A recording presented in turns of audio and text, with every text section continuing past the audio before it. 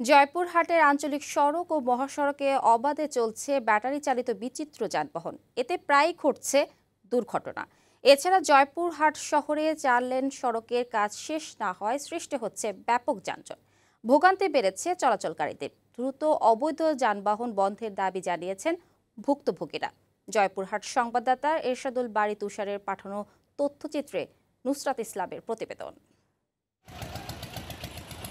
জয়পুরহাটে কৃষিপণ্য সহ অন্যান্য মালামাল পরিবহনের জন্য ভ্যানের পরিবর্তে ব্যবহার করা হচ্ছে নসিমন, করিমন ও ভটভটি সহ বিভিন্ন নামের ব্যাটারি চালিত বিচিত্র যানবাহন। এ সকল যান তৈরি করা হয় সেচ কাজে ব্যবহৃত শ্যালো মেশিন, লোহা ও রড দিয়ে।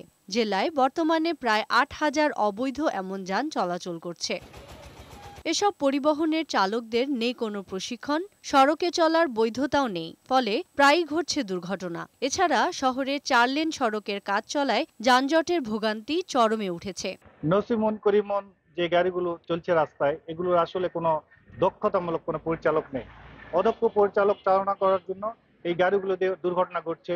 নিয়মের তোয়াক্কা না করে তারা এই শহরের মেন শহরে প্রদক্ষিণ করে আমাদের চলাচলে বাধা বিঘ্ন সৃষ্টি করছে। অবৈধ যানবাহন বন্ধে দ্রুত ব্যবস্থা নেবার দাবি জানান জেলার পরিবহন শ্রমিক নেতারা। সরকার যদি প্রশাসন দিয়ে এটা যদি সুষ্ঠুভাবে যদি সমাধান না করে আমরা বৃহত্তর আন্দোলন করতে বাধ্য হব।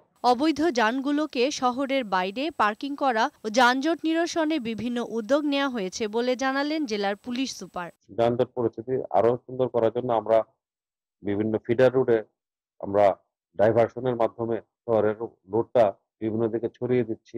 জেলা শহরে তারা ইন করেছে, তাদেরকে আমরা জেলা সদর থেকে বের করে দিয়েছি। ডেস্ক রিপোর্ট, বৈশাখী সংবাদ।